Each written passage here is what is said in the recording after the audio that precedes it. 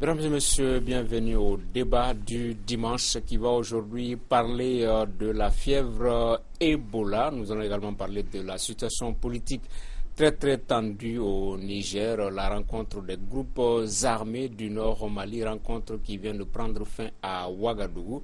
Également les leaders syndicaux reçus à Koulouba par le président Ibrahim Boubacar Keïta.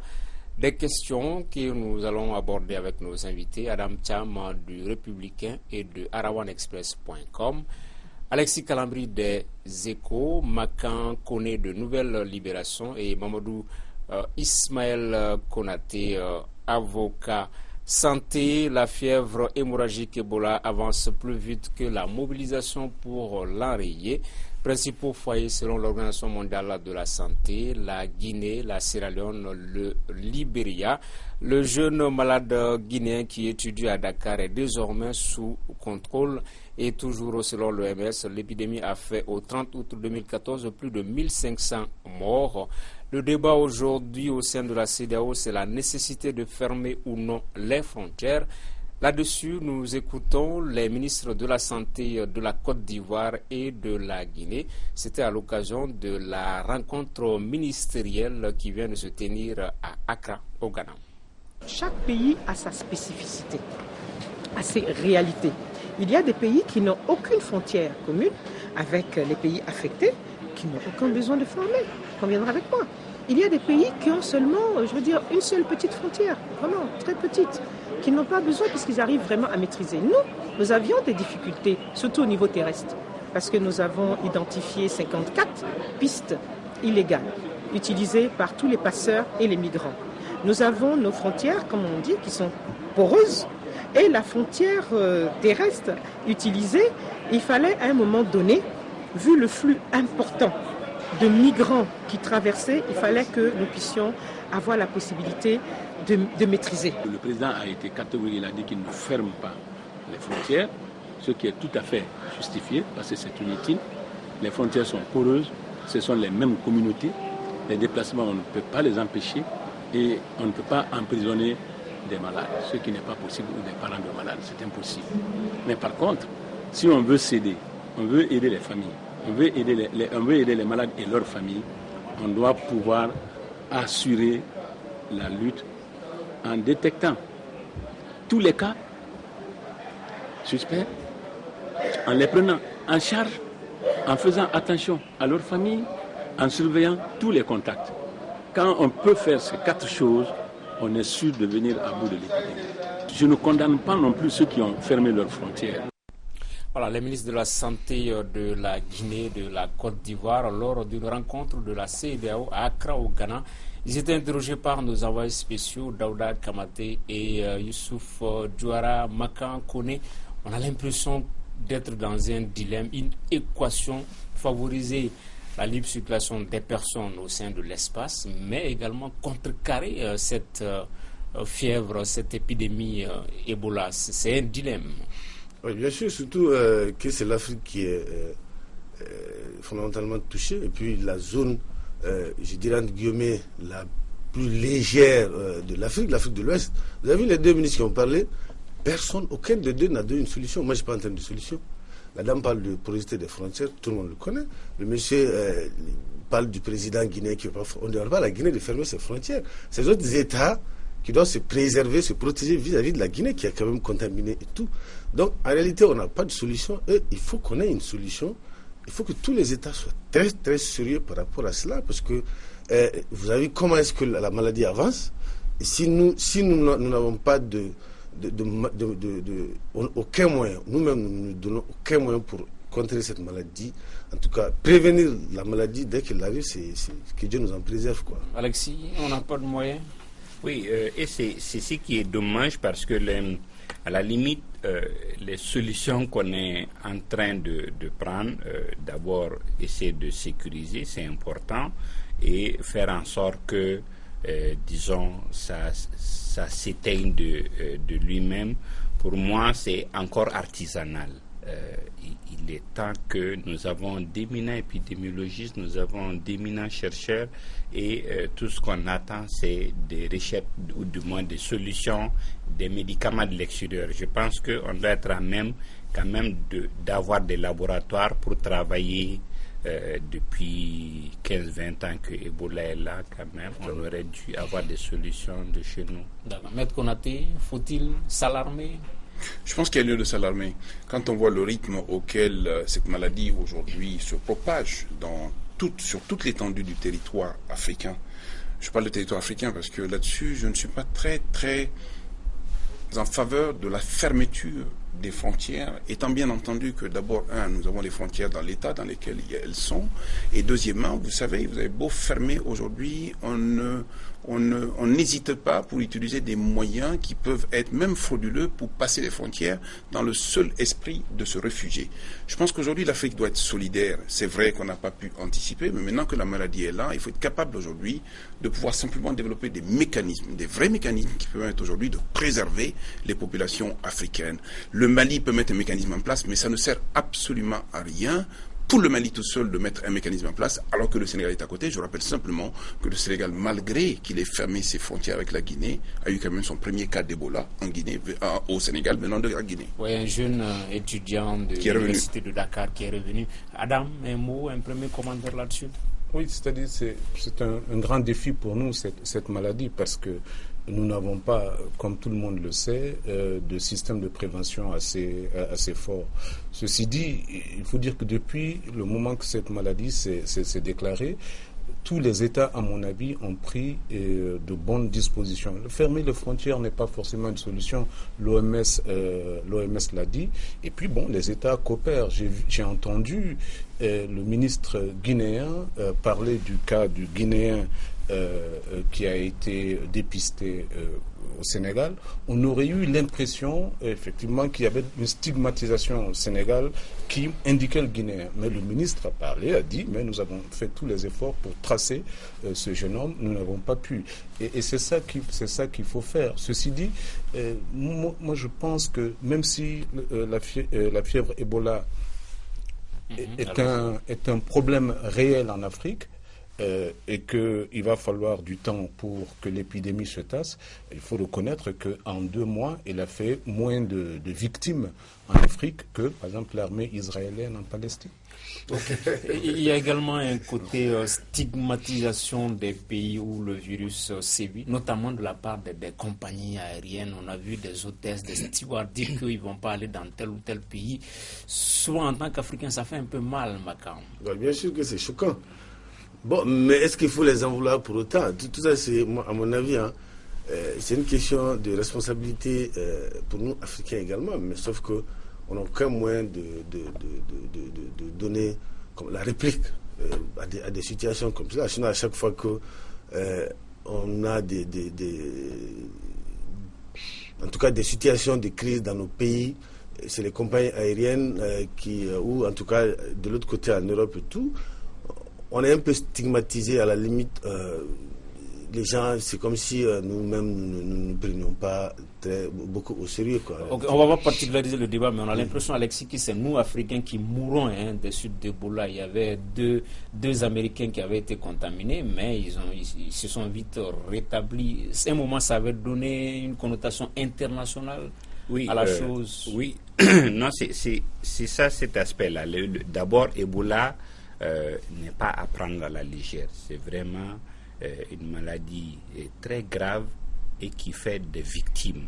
Bon, malheureusement, jusque-là, il n'y a pas de médicaments parce que, comme je le disais, nous n'en avons pas développé et malheureusement, le capitalisme international ne s'intéresse qu'à ce qui rapporte. Et à ce jour, nous n'avons pas un pouvoir d'achat à même de financer les recherches, à même de permettre le développement des médicaments mais effectivement ça mène une stigmatisation, si vous avez vu, encouragée peut-être souvent par des attitudes laxistes et des mauvaises communications. Vous avez vu un moment, les organisations internationales africaines avaient arrêté toute réunion. Donc même le chef d'État qui était aux États-Unis, ils ont tous été obligés de se faire dépister et tout. Oui, tout ça, ça marque un peu que nous-mêmes, nous ne prenons pas très au sérieux. Parce que moi, en tant que président de la République, vous m'invitez, soit vous m'invitez, en tout cas, je ne peux pas être traité comme un simple citoyen qui voyage comme ça. Si vous avez peur d'Ebola, alors laissez-nous sur notre continent. Okay. Adam, les annonces de traitements expérimentaux ont été faites lorsque les 2 Américains ont été contaminés. Est-ce que c'est de bon augure que ça donne une connotation internationale à la chose, à l'épidémie? Oui, je pensais qu'il y avait un problème déjà éthique avant le problème commercial, c'est-à-dire que ça n'a pas été testé et donc en général on ne teste pas ça sur des humains. Mais il faut dire que le personnel médical a payé un lourd tribut à cette maladie et que c'est urgent effectivement de le protéger parce que c'est lui qui finalement prend en charge les patients. Et l'autre chose, c'est simplement les conséquences économiques de cette épidémie. J'entendais aujourd'hui dans la presse dire que oui, ça pourrait coûter aux pays africains victimes de ça 1 point ou 1,5 point de croissance, ce qui est beaucoup. Maître, pour l'instant, ça doit être la vigilance au niveau des frontières. Je pense qu'au-delà de la vigilance, c'est d'abord une grosse alerte. Je pense que nos pouvoirs publics doivent être capables d'abord, 1, d'appréhender cette maladie, 2, de nous donner les explications qui puissent permettre aujourd'hui d'apaiser déjà les populations et au-delà, qu'on nous renseigne et qu'on nous informe sur le dispositif de protection de ces populations. Encore une fois, je suis tout à fait opposé à la fermeture des frontières parce que ça ne règle absolument rien. Un pays comme le Mali a 7 frontières. Si vous voulez les fermer aujourd'hui, vous allez pouvoir créer d'autres problèmes en amont. Le plus important aujourd'hui, en rapport donc avec l'OMS, en rapport donc avec la coopération internationale dans ce domaine-là, c'est un problème de santé publique et je pense qu'il faut aujourd'hui mettre les moyens qu'il faut pour protéger les populations. Deuxième thème de cette émission, l'actualité politique au Niger reste marquée par la levée de l'immunité du président de l'Assemblée nationale, Hama Amadou, dont les pairs ont autorisé l'audition par la justice au sujet du trafic international présumé de bébés. Et pour l'instant, il se trouverait à Bruxelles, après quelques jours passés à Ouagadougou. Les avis restent partagés pour les uns. Il s'agit d'un acharnement de l'État contre Hama Amadou et pour d'autres, il s'agit tout simplement d'une fuite de responsabilité. Dans toutes les grandes démocraties du monde, quand une personnalité de l'envergure de M. Hama Amadou est un tant soit peu soupçonnée d'être en contradiction ou en mal à un certain nombre de questions judiciaires, la personne en tout cas se doit de se laver, comme on dit. Il se doit pour son honneur, pour sa crédibilité, pour sa grandeur, pour sa famille en tout cas, pour être à la disposition de la justice, pour que la justice l'entende et qu'il soit totalement lavé. Quand vous regardez tout le processus depuis 1 an, depuis que le Luman a décidé de quitter la mouvance, vous allez vous rendre à l'évidence que ce que nous disons est vrai. Première chose, un attentat à son domicile, des tirs d'armes qu'on a voulu banaliser. Deuxième chose, une tentative d'empoisonnement.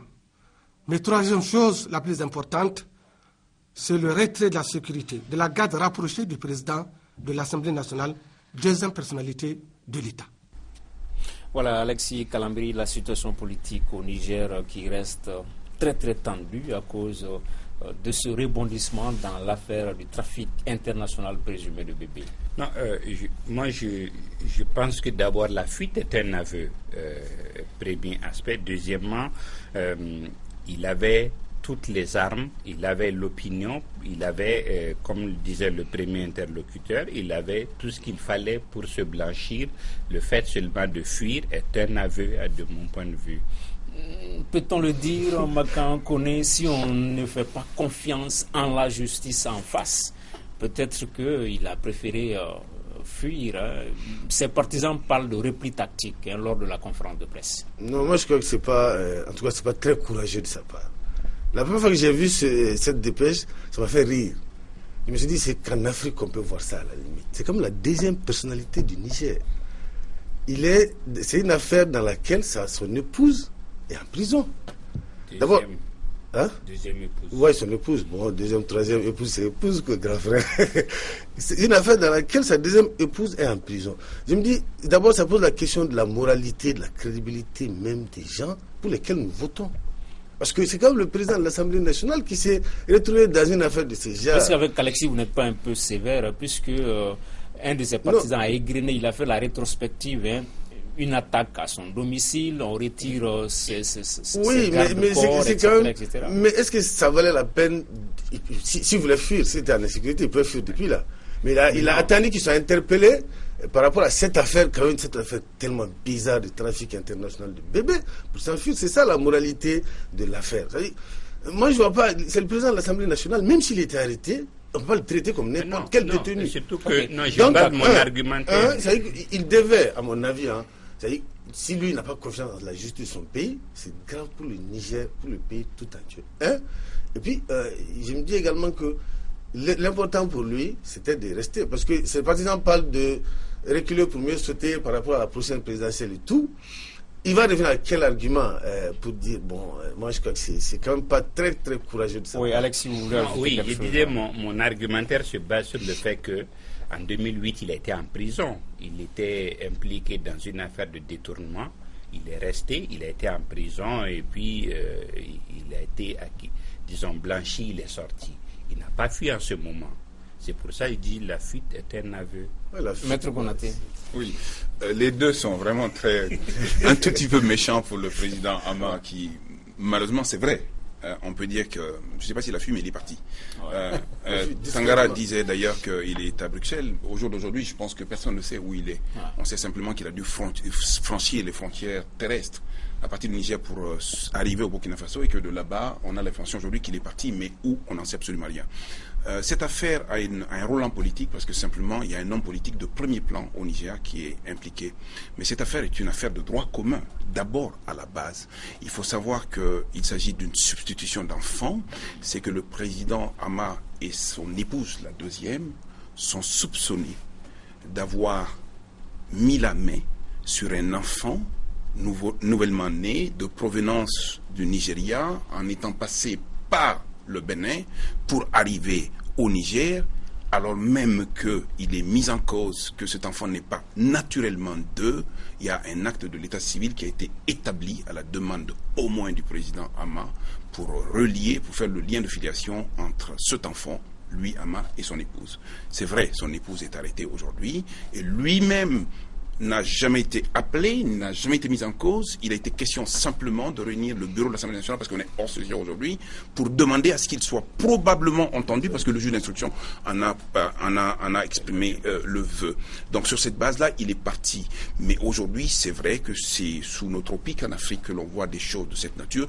Pour autant, on ne peut pas tout ramener à la situation politique. Il y a aussi des phénomènes qui se produisent au plan du droit commun.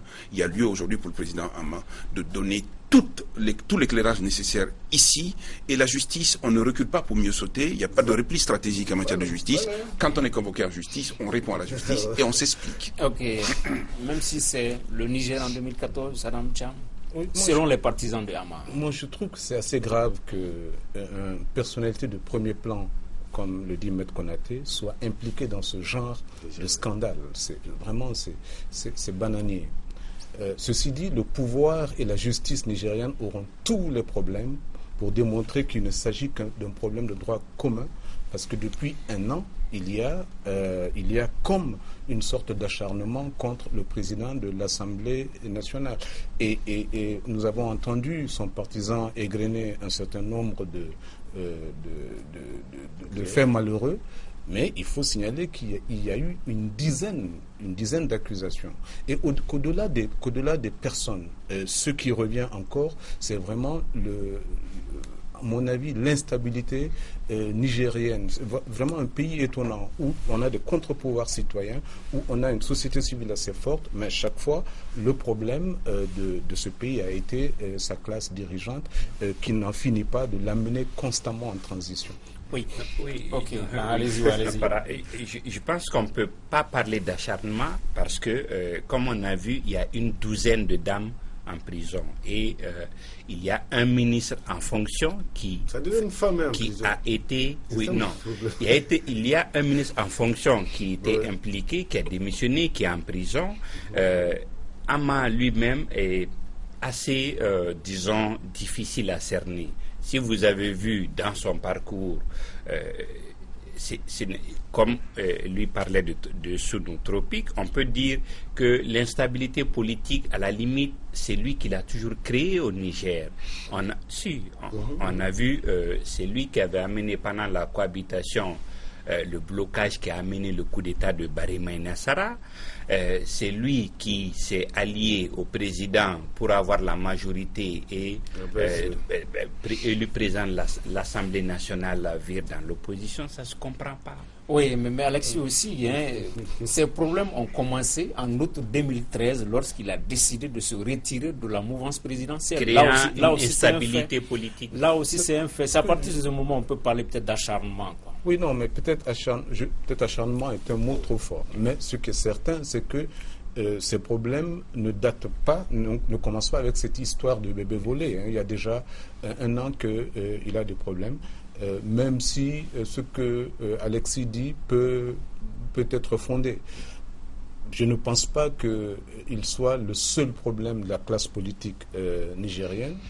Et je crois aussi que, oui, moi je trouve dommage et scandaleux pour mon continent que quelqu'un ait à comparaître un homme politique de premier plan comparé devant la justice pour un fait aussi grave, parce que moralement inacceptable. Refuse même de comparaître. Oui.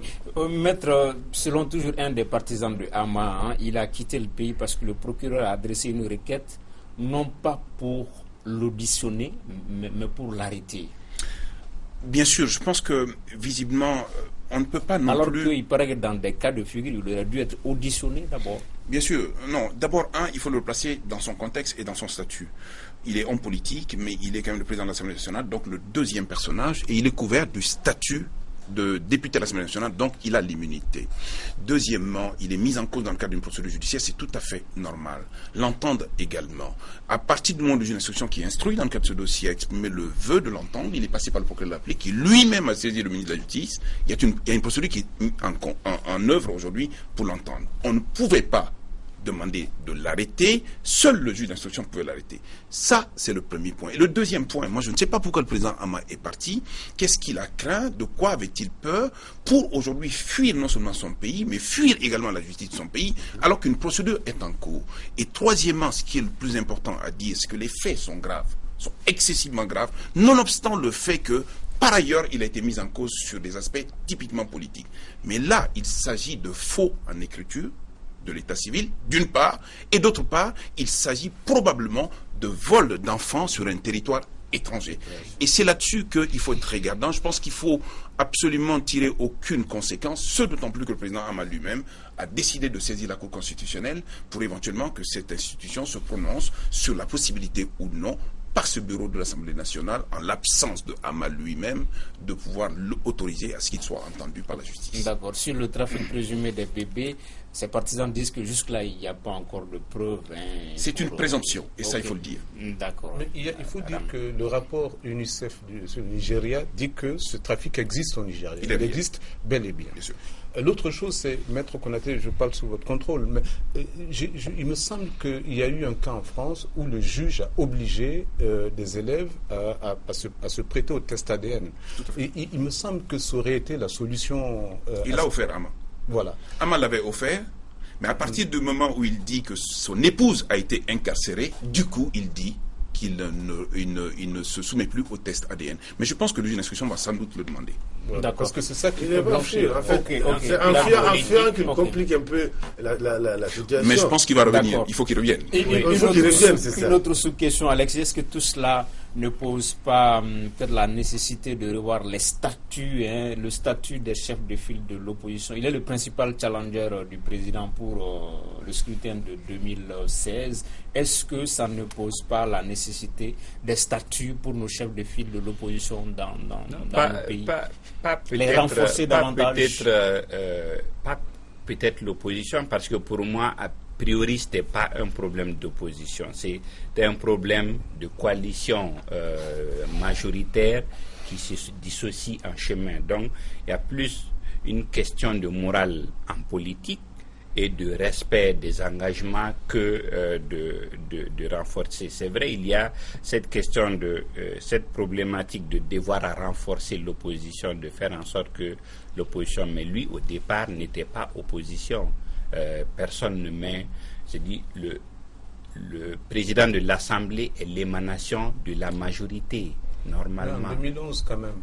Il faut dire que ce compagnonnage a été très difficile.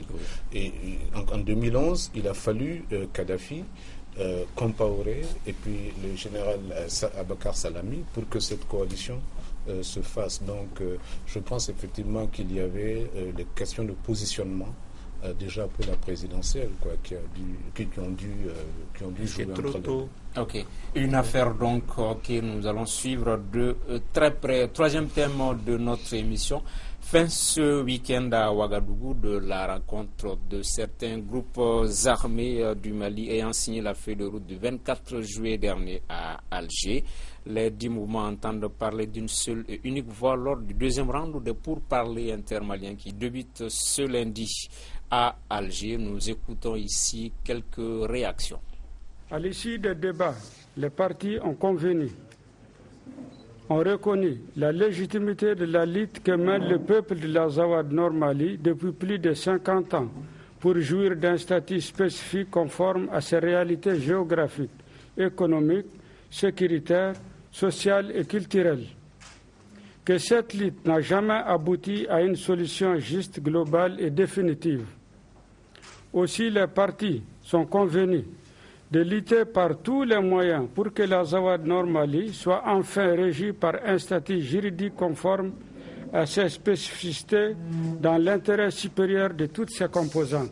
Sur l'unité d'abord, l'unité quant aux prochaines revendications à présenter ou à négociations, et l'unité également pour mettre fin à tout ce qui se passe comme négatif dans notre sous-région.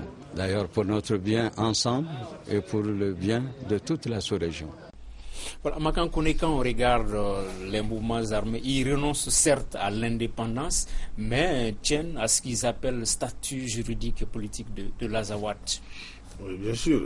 D'abord, je voulais dire qu'il y a un autre mouvement qui s'est créé il y a 2 jours, le mouvement populaire pour le salut de l'Azawad. En fait, si vous remarquez bien par rapport à cette réunion, vous voyez, il y a un groupe qui est sorti pour dire que le Nord, en fait, c'est responsable. J'avais dit une fois sur ce plateau que eux-mêmes, ils savent que la population n'adhère pas à ce généralement à leur mot d'ordre de tout. C'est ceux du MNLA, c'est le principal dissident du MNLA, Ibrahim Mohamed Assalé, qui a organisé avec Humanitarian Dialogue, et puis l'aménagement cette rencontre. Des gens qui se tirent dessus, qui font tous ces bouquins, tous ces bruits, et qui se mettent d'accord, comme par enchantement une nuit, pour dire, bon, demain matin, on se retrouve à Ouagadougou pour discuter un peu, pour se mettre d'accord sur une feuille de route. Alors qu'ils n'ont pas pu se mettre d'accord même pour la signature de la feuille de route consensuelle à Alger, ils n'ont pas signé la même feuille de route. Ils n'ont pas signé, donc c'est le CPA et d'autres mouvements qui ont signé avec le gouvernement un document à part. Les MAA, MNLA ont signé une autre feuille de route à part. Comment est-ce que ces gens se mettent d'accord pour signer un document à Alger et tout Ok, Alexis, est-ce que ce serait bon d'augure déjà que ces mouvements décident de parler d'une seule et unique voix? Oui, si vous voyez, il y a déjà, on sait une évolution dans le discours. Maintenant, avant, tout ce qu'il disait, c'était Azawad. Maintenant, dans le document final, c'est Azawad Nord Mali. Je pense que ce qu'on a, c'est une base de négociation, une base de discussion. Donc, je pense que nous, le Mali, a intérêt à ce qu'il y ait en face un interlocuteur unique. Et donc, pour moi, malgré toute la contradiction qu'on sent au sein de ces mouvements, c'est bien amanché. Oui, Maître Konaté, sur la question. Oui, la multiplicité des pôles de discussion au moins est réglée. Et je pense qu'en face, il y a un interlocuteur. Il n'est même pas exclu que tout le long des discussions, il se disloque à nouveau encore. Parce que véritablement, les opinions ne sont pas tout à fait proches les unes des autres et elles sont distantes au fur et à mesure de l'évolution des échanges. Le deuxième point, une chose est d'avoir donc des groupes armés homogènes en face de l'État du Mali. Une autre chose est qu'aujourd'hui, le champ du débat aussi est circonscrit. Sur cette base-là, je ne pense pas non plus que ce serait une bonne chose, en tout cas pour pouvoir les publics maliens, d'aller avec des a priori dans le cadre de ces échanges-là. Quand on négocie avec une personne, a priori, lorsque le champ est circonscrit, tout le débat doit se faire et rien ne doit être tabou à ce niveau-là. Il faut juste prendre des précautions d'usage à ce niveau-là que tout le long de ces négociations-là, le peuple du Mali soit informé, non pas sur des aspects secrets, mais faire en sorte aujourd'hui que la rumeur ne prenne jamais le pas sur la quintessence des discussions. Et ça, c'est une demande essentielle qu'il faut formuler auprès des pouvoirs publics, auprès du gouvernement de la République du Mali, notamment auprès du Premier ministre de la République du Mali. Le peuple du Mali a besoin de savoir tout le long ce qui se passe, bien évidemment à l'exception des choses intensement secrète. Oui, moi je pense que Kounders a bien résumé la dynamique. C'est qu'il y a maintenant une feuille de route, il y a des accords de cessation d'hostilité. Il signale aussi que le gouvernement est plus disposé maintenant à négocier. Je pense qu'on a simplement oublié une donnée importante, c'est que c'est Alger. Ça se passe à Alger et c'est déterminant. Alger a beaucoup de leviers pour que cette crise soit résolue. Et l'Algérie, à mon avis, a été une grande partie du problème du Nord, donc elle peut être une grande partie de sa solution. Mais on n'oubliera pas que c'est le pays où Droukel vit encore, et on ne l'a pas débusqué, et on n'oubliera pas que Iyad Agali, qui est recherché par pratiquement tout le monde, se réfugie dans ce pays. Ok, Makan. Je ne sais pas ce qu'il y aura sur autour de cette table par rapport au fait qu'on a un seul interlocuteur devant nous, en face du gouvernement désormais. C'est pas évident. Parce que, en fait, c'est pas tous les groupes du Nord Mali qui se sont réunis à Ouagadougou pour signer. Vous avez vu, quand vous regardez bien le communiqué final de la rencontre, en gros, c'est très vague. Moi, ce que j'ai retenu, j'ai deux choses. De Azawad, on va à Azawad Nord Mali, et puis on parle de statut juridique. C'est tout en gros. Or, en fait, les négociations ne vont pas porter que sur le statut juridique, elles vont porter même sur les combattants et tout. Qu'est-ce qu'ils veulent? Parce que ce qu'on entend des rumeurs, comme vient de dire mon grand frère, du traitement qu'ils veulent que l'État malien fasse de ces anciens combattants, ça va passer difficilement. Maintenant, par rapport au grand frère également, qui a apparemment rassuré que ça se passe en Algérie, moi, mon inquiétude, c'est parce que ça se passe en Algérie. Parce que ça fait combien, la énième fois que tout le monde se retrouve en Algérie, et qu'on n'a aucune solution. Et l'autre, moi, c'est la façon dont, la manière dont l'Algérie... Il peut y avoir de marche arrière moi, c'est la manière dont l'Algérie même est entrée dans le jeu qui me dérange énormément. En fait.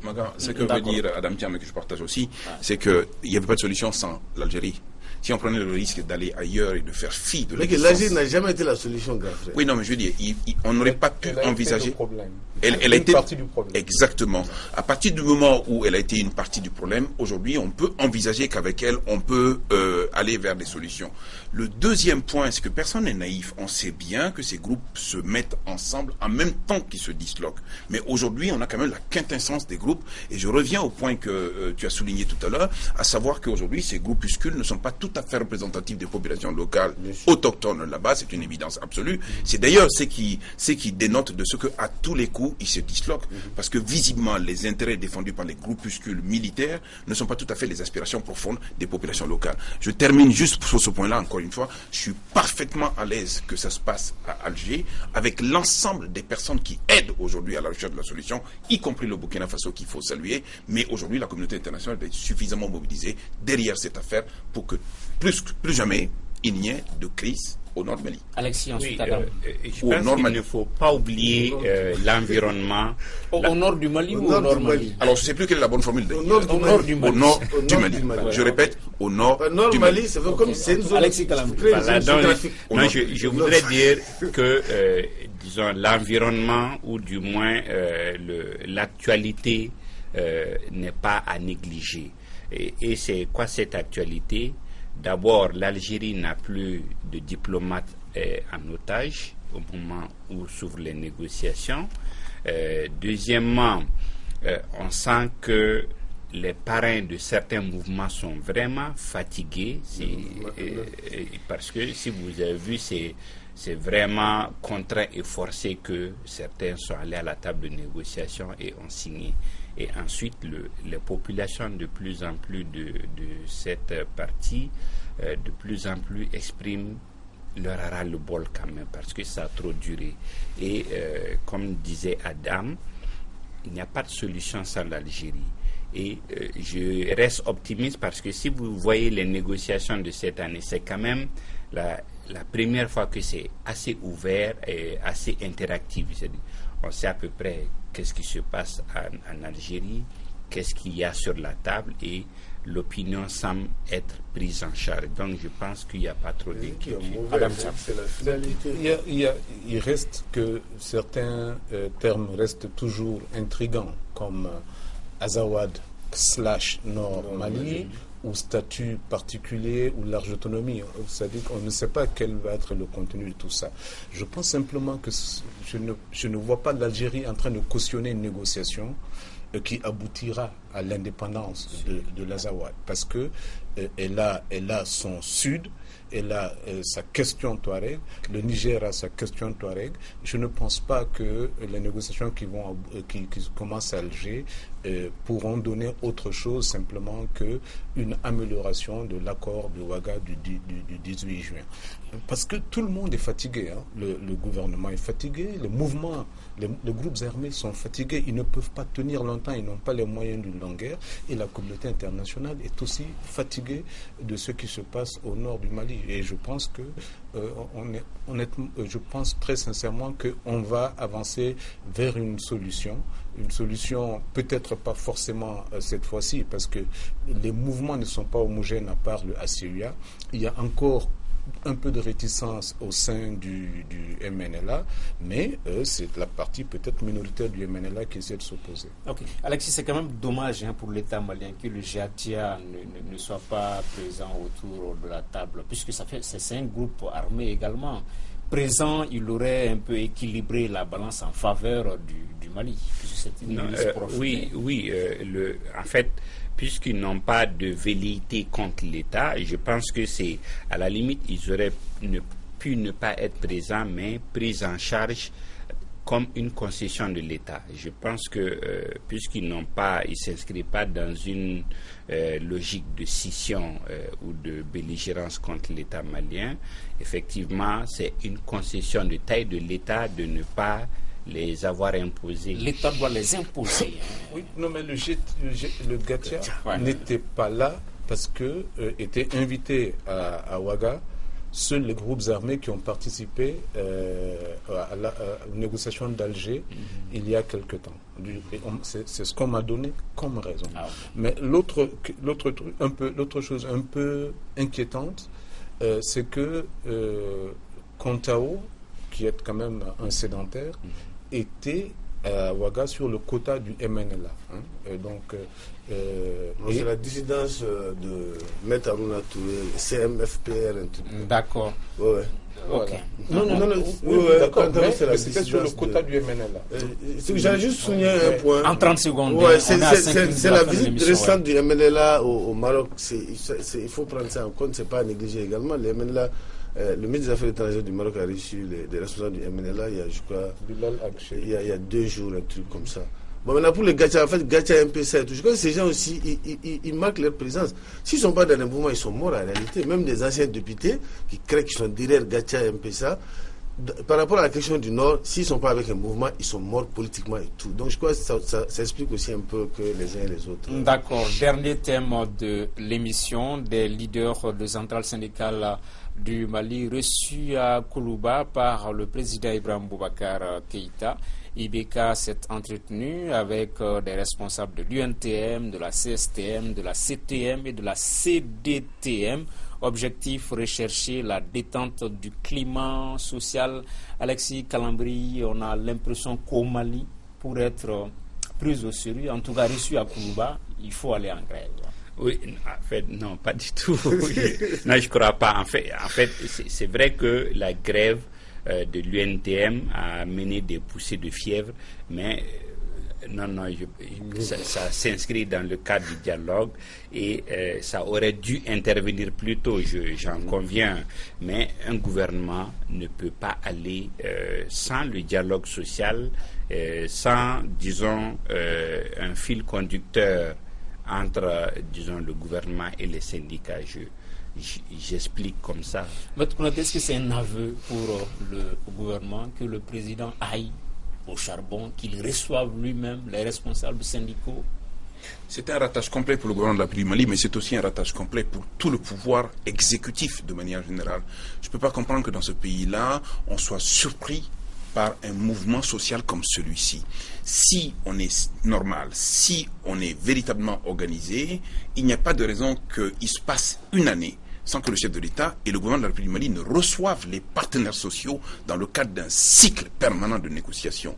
Il faut savoir que les représentations et les organisations syndicales ne sont pas là seulement dans un objectif de grève. Souvent, ils ont des revendications qui sont extrêmes. Ils veulent simplement qu'on ouvre un cycle de discussion, un cycle d'échange à ce niveau-là. Mais je pense qu'on n'a toujours pas compris dans ce pays-là que d'abord, il faut faire avec les travailleurs. Deuxièmement, leur représentation syndicale aujourd'hui est quand même digne d'intérêt au point qu'ils soient reçus par le Premier ministre, par le président de la République et par les ministres concernés à ce niveau-là. Toujours la grève, cela dénote de l'absence de dialogue social dans un pays, et ceci n'est pas normal, ce d'autant plus que nous sommes en crise. Non, moi je crois que cette grève, elle pouvait être évitée, et puis elle devait être évitée, elle devait même pas, tout devait être fait pour que les travailleurs n'aient pas en grève. Mais ce que je trouve bien dans la grève, c'est comme tu l'as dit, je crois que le président a apparemment pris la mesure réelle de la situation, parce qu'il a compris que ni le Premier ministre ni les membres du gouvernement, aucun n'a pu désamorcer cette bombe. Donc il a été obligé lui-même d'aller au charbon. Effectivement, c'est un désaveu pour le Premier ministre et pour l'ensemble du gouvernement que le président de la... Parce que ce qu'on nous a dit, c'est vrai ou non, Alexis? C'est un désaveu et pour le Premier ministre et pour l'ensemble du gouvernement qu'ils n'aient pas pu désamorcer, qu'il soit le président de la République lui-même qui, le lendemain de la grève, monte au créneau pour recevoir tout. Et surtout qu'on a appris que dès la mise en place du bureau de l'UNTM, ils avaient demandé une audience au président de la République, au Premier ministre et peut-être au ministre, mais en vain. Que ce soit... Donc finalement, moi je te donne un peu raison, c'est cool pour être... En tout cas, au Mali, c'est la vérité. Bon, on ne va pas faire l'apologie de la grève. Pour être écouté, en tout cas. Non, pour être écouté, je crois qu'il faut un peu taper du poing sur la table, quoi. Ok, Adam Thiam. Bon, moi, je vais être reçu par le président, mais si je vais sous la grève, ça me sert à rien. Non, je pense que c'est un électrochoc. Et c'est dommage que ce soit arrivé ainsi, parce que, franchement, moi, je ne connais pas, je ne me souviens pas d'exemple où le président était obligé de recevoir le syndicat des travailleurs. Parce que ça n'a pas été géré en amont. Ça n'a pas été géré en amont et il est donc ce qui est en cause, c'est notre capacité de négociation. Ce qui est en cause, c'est la volonté politique de traduire en fait les propos du président, parce que lui-même, par deux de ses discours, reconnaissait que les traitements étaient très bas, qu'il ferait tout pour les relever. Et donc je ne vois pas pourquoi la discussion autour de ça doit conduire à la grève, parce que l'UNTM ne demandait pas forcément que ces conditions soient appliquées en cette période, parce que en cette période, on sait que ce n'est pas possible. Si l'UNTM veut que ces conditions soient appliquées en cette période, en dépit de tous les arguments qu'elle avance, c'est-à-dire le train de vie de l'État, etc., ça participerait simplement d'une grève politique. Or, je ne crois pas que ce soit ça l'intention. Alexis, c'est dégonflé? Non, je pense qu'au-delà, la leçon qu'on peut tirer, c'est que le gouvernement, les hommes politiques doivent comprendre qu'il faut obligatoirement des relais. Les relais, dans le syndicat, on a vu avec la crise que quand il y a eu la crise au Mali, heureusement que la presse était là, sinon il n'y avait aucun relais entre les groupes et c'est ce que la grève a démontré. C'est-à-dire le gouvernement n'est pas capable d'avoir du répondant et de pouvoir parler sans qu'on ne monte les muscles et vice-versa. Donc je pense qu'il y a beaucoup plus un problème de sciences politiques. C'est-à-dire qu'il faut entretenir la dynamique, les 4 centrales reçues en même temps par le président. Ça peut participer de la décrispation. Non, bien sûr, le grand frère, Maître Konaté a parlé de dialogue social, il doit être permanent, il doit être 365 jours sur 365 jours. Mais autre chose qu'on a oublié de souligner par rapport à cette grève, vous avez la communication, la très mauvaise communication qui a été faite la veille de la grève par le ministre du Travail lui-même, qui a essayé, mais qui n'est pas passé du tout, qui a essayé de faire comme si les gens ils étaient dans l'illégalité. Ils n'étaient pas dans l'illégalité. La grève, c'est un droit. C'est un droit, surtout qu'ils ont négocié. Ils ne se sont pas entendus. Bon, maintenant, ils avaient que ça à faire. Mais le dialogue social, c'est tous les jours. Okay. Même les dimanches. Oui, même les dimanches. Ouais. Voilà, c'est sur ce que prend fin donc ce numéro du débat du dimanche. Merci de l'avoir suivi. Nos invités étaient Adam Cham du Républicain et de arawanexpress.com, Alexis Kalambri des Échos, Makan Kone de Nouvelle Libération et Mamadou Ismaël Konaté, avocat. Merci de l'avoir suivi. À dimanche prochain. Inch'Allah.